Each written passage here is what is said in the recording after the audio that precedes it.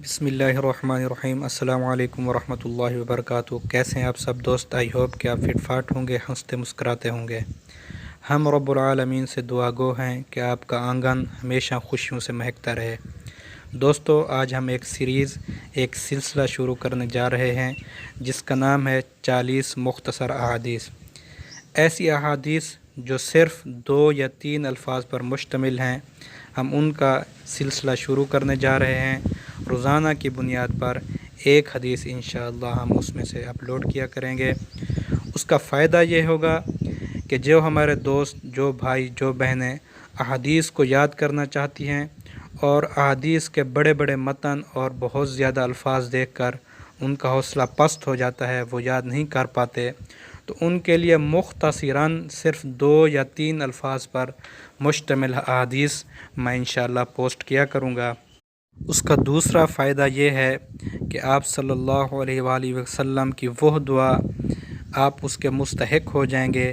آپ صلی اللہ علیہ وسلم نے جس کے متعلق فرمایا، نظر اللہ عمران سمع مقالتی، کہ اللہ پاک اس شخص کے چہرے کو تر و تازہ رکھے، اس شخص کو خوشحال اور خوش و خرم رکھے جو میری حدیث کو سنتا ہے۔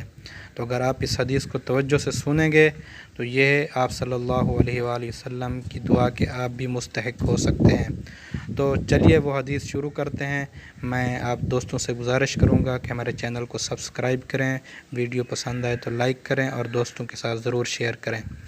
پہلی حدیث ہے، رسول اللہ صلی اللہ علیہ وآلہ وسلم نے فرمایا، من صامت نجا، من صامت نجا۔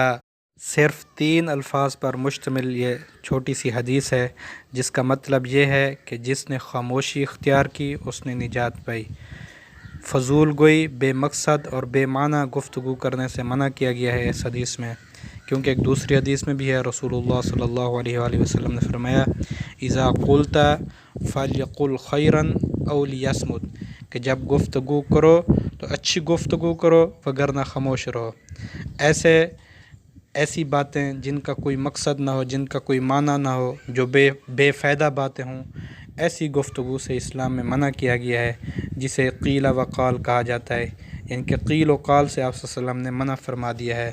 اللہ پاک ہم سب کو عمل کی توفیق دے۔ السلام علیکم ورحمۃ اللہ وبرکاتہ۔ توفیق دے۔ السلام علیکم۔